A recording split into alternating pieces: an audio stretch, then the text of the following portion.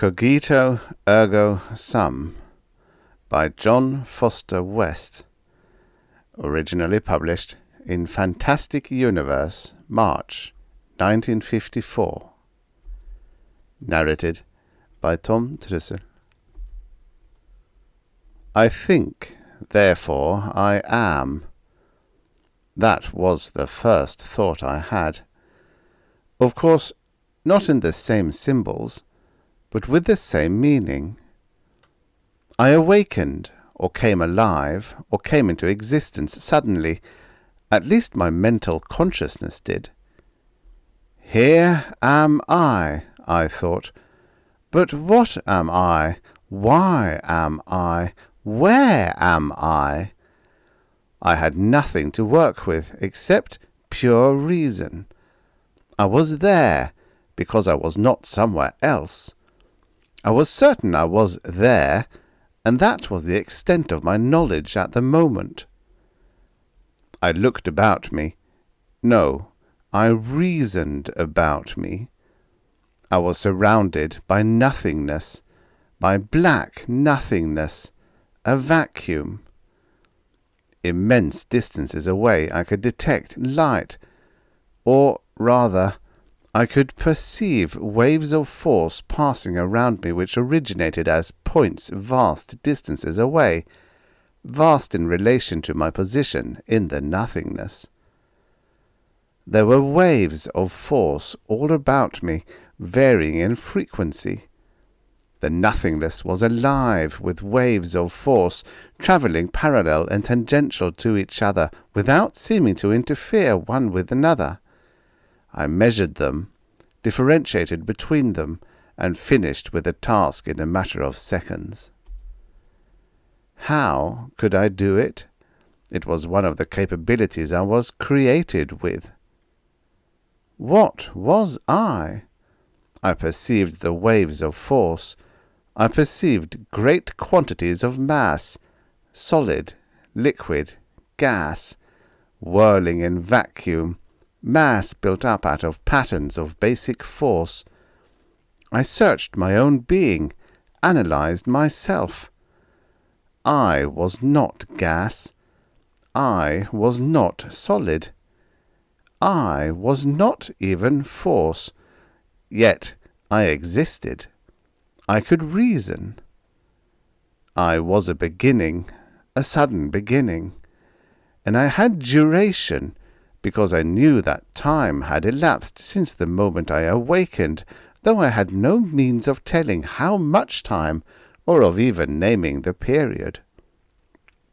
Could I really be pure reason? Can reason exist?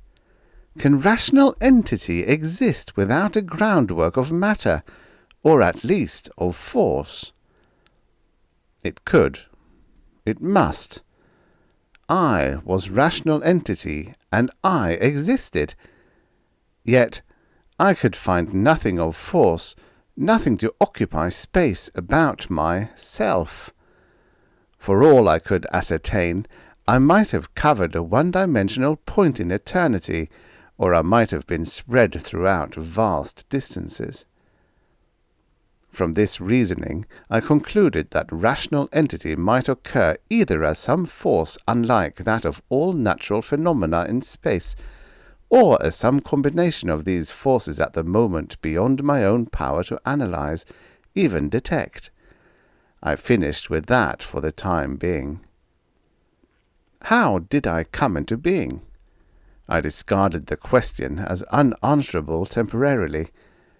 What was I before that instant I suddenly reasoned? Cogito, ergo sum.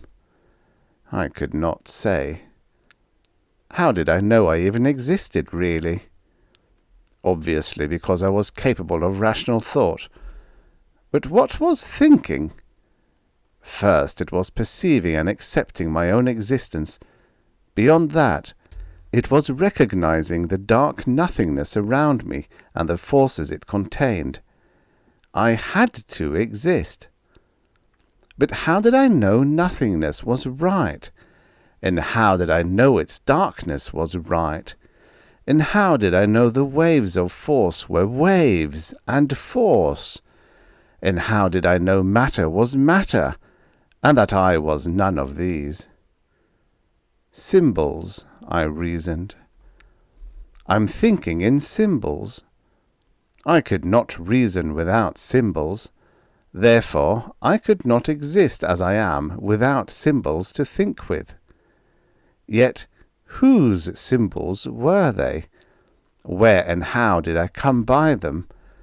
I could think back clearly to the instant of my creation, yet I had not invented the symbols in the interim of my existence, nor had they been given to me. What then? They were part of me when I came alive in this universe, had been invented some other time and elsewhere by someone else, or by what I was before I became the entity of reason I now was. Then that first flash of perception in nothingness was not spontaneous. There was something behind it.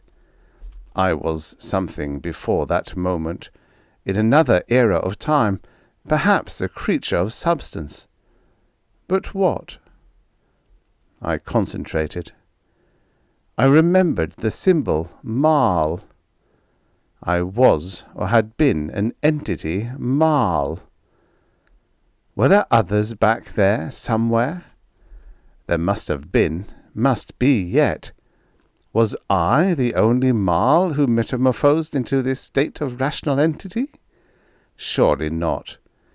Yet I could contact no other rationale around me as far away as I could probe.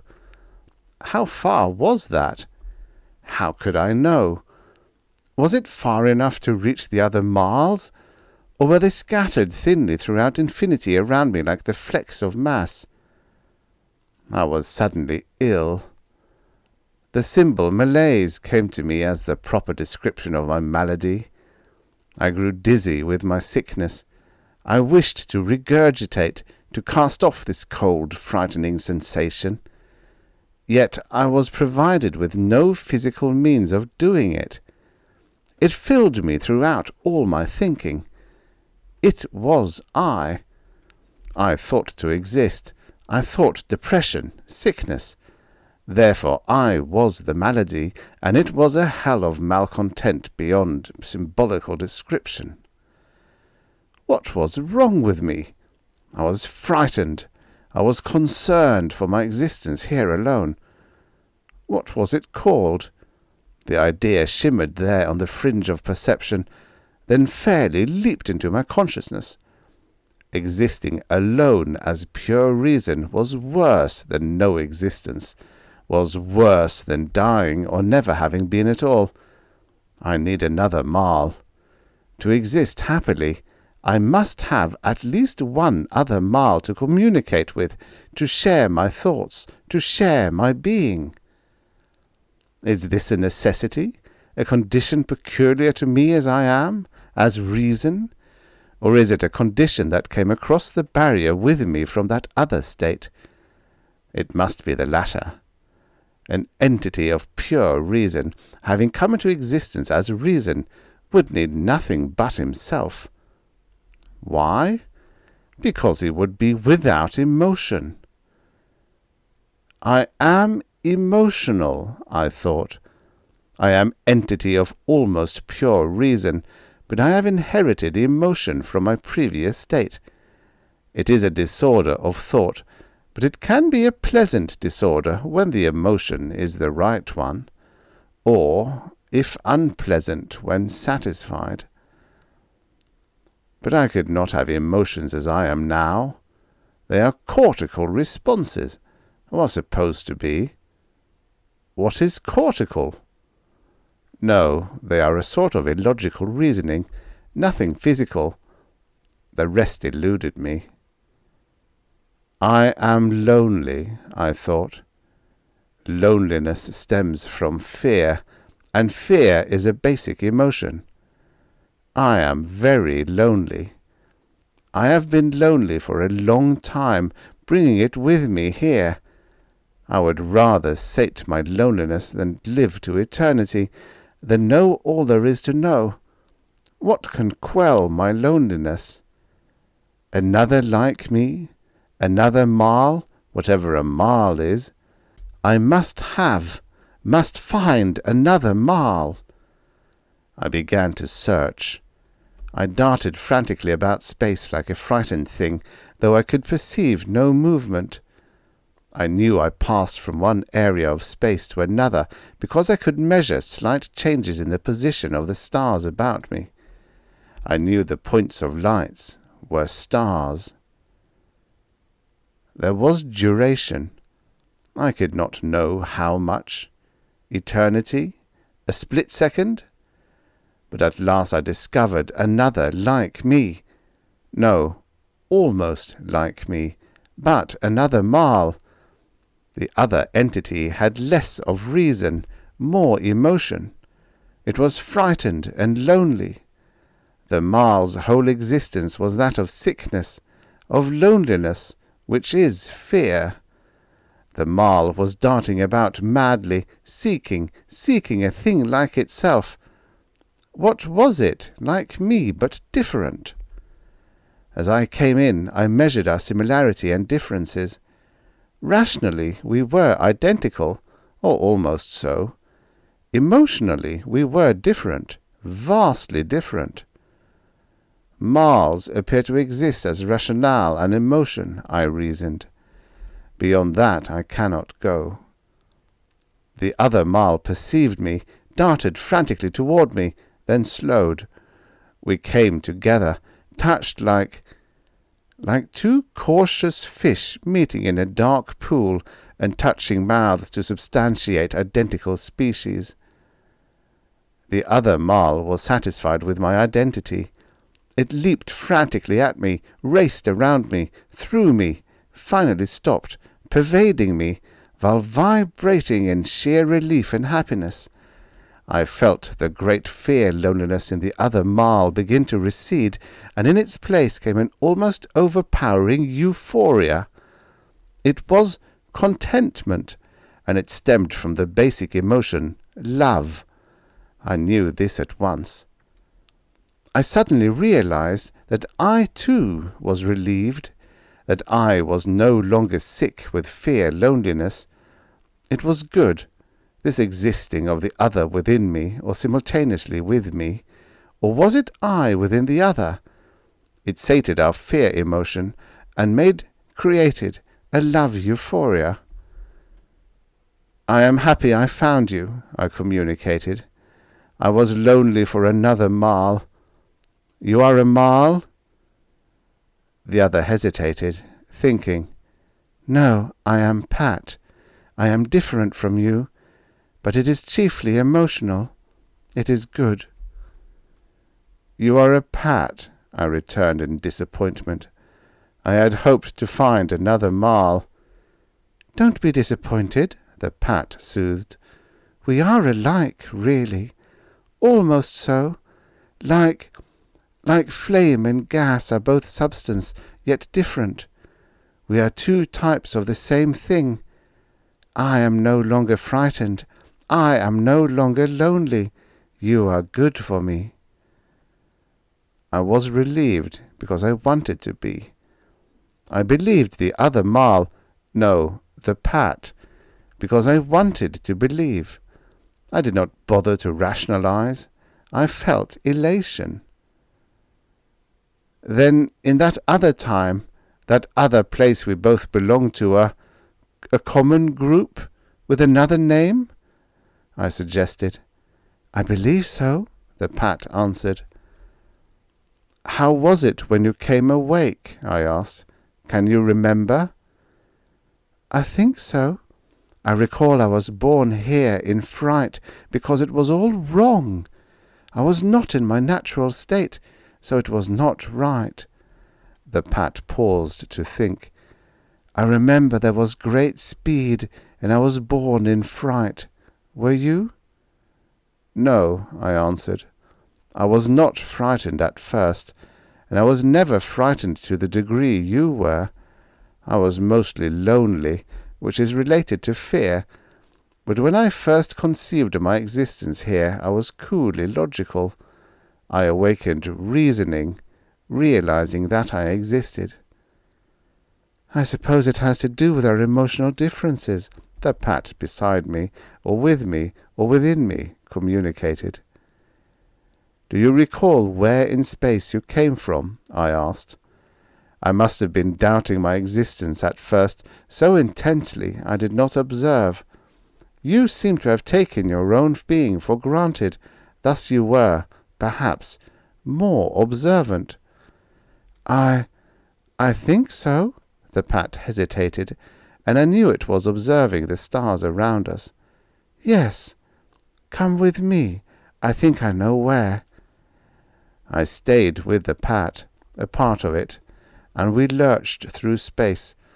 Rather, we ceased to exist at one point in space and existed in another. How far? Distances meant nothing. "It was here," the Pat informed me finally. Something was wrong here. The interweaving waves of force were all wrong. There was a disorder, a great cancer in space. The waves interfered with the progress of each other all along a great barrier. It was not natural, not like it was elsewhere. "Something is wrong with the waves of force crossing this area. They interfere with each other. New forces are created. Do you detect it?" I communicated. "I feel it," the Pat answered. "It is a sickness in space, like our loneliness." I knew the comparison was ridiculous, but I let it pass. "You said you came alive at great speed. I could have been travelling too. We must have plunged into this barrier. It seemed to me that emotions must originate in a physical being. Perhaps reason could be free, but not emotion. I don't know, but I have a theory. I believe our physical selves still exist somewhere in space. The barrier, perhaps, interfered with the normal functioning of our mental equipment. We exist at one point in space, and we are thinking, experiencing emotions at another point. It's as if our minds are broadcasting our thoughts and emotions far away from our physical selves. Either that, or our rationales were torn free and only our emotions are broadcast. Does that sound logical?" "Yes," the Pat agreed. "I believe that is the answer." I felt that the Pat was pleased with my theory, that it greatly admired my reasoning. I also perceived that it had no idea what I meant by the explanation. I did not mind. "You said you were moving at great speed," I continued. "Can you remember the line, the direction you were travelling in?" The Pat hesitated only a moment. "Yes. You perceive the star cluster there, the triangular one? My heading was in that direction, but it was changing fast." "Then we could find nothing by travelling toward the triangular cluster?" "No. I was moving in an arc in the direction of the distorted square cluster there. Do you see it?" "Yes," I answered, knowing her use of the word see was unconscious. "That is Cetus." "Cetus?" The Pat was startled. "How do you know that?" "I don't know. The name came to me. It seemed right to call it that." It's all so frightening."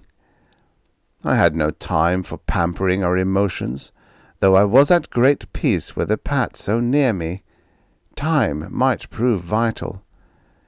"Neither would it do any good to travel in the direction of Cetus," I said. No, the Pat communicated. "If there is any object of matter or force I was a part of in that other existence travelling through space, it is in an arc. The best we can do is take an arbitrary direction between the triangular cluster and the one called Cetus, and hope to intercept the object, the other part of me, whatever it is." "Come with me," I ordered. I discovered the object of mass hurtling through space before the pat did. It was symmetrical and metallic. I tore myself away from my companion and darted to meet it. I discovered it was a shell, a hollow thing, and I passed inside. There was a room there. There were projections and circles of transparent matter. I experienced the symbol, dials. There were two other creatures seated close to the dials, things of matter, and their substance was protoplasm. But there was no rationale present in either of them. I examined the living matter of the smaller one swiftly. Organs seemed poised in a suspended state. The creature I observed, housed in a protective shell, seemed paralyzed or dead. I remembered the word dead. Then the pat was with me again. I feel something, Marl. I am frightened. What are they, those things there? They seem to be... I stopped communicating. The pat had disappeared. The thing of protoplasm nearest to me was moving, but I was no longer interested. I remember the pat had touched the upper extremity of the creature and had vanished, had ceased to be. The old sickness was back. I was lonely. I wanted the other entity. I could not, did not wish to exist without the pat. I darted frantically about the metal shell, here and there, searching. Where was the pat? I screamed for it. I thought, pat, as far away as I could reach, but there was no reaction, no response at all. In my frenzy, I was back beside the creatures of protoplasm before I realized it, near the one I had not yet examined. Perhaps they took her, I thought. It was not logical, but it was a hope. Hope is emotional. I was becoming more emotional than rational. I touched the larger of the two creatures experimentally, moved cautiously inside it, searching.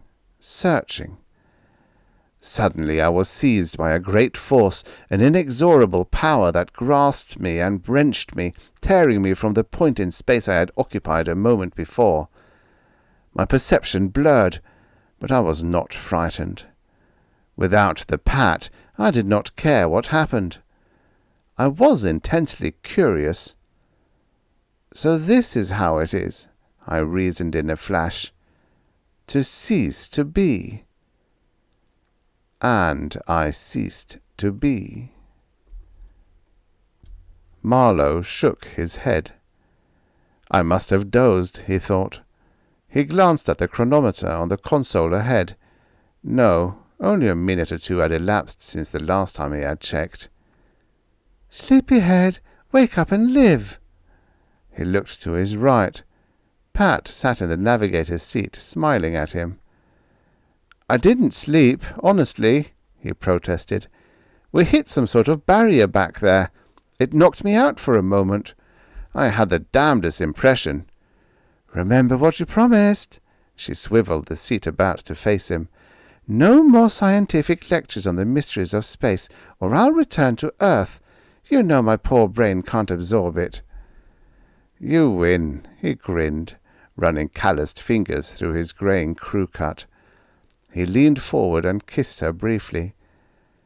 How did an old space hermit like me ever win a flower garden bride in the first place? They laughed together, and he felt secure within the metallic shell surrounding them, no longer alone. The end. Subscribe for your daily stories or futures past. Who knows? You might like the next one even better.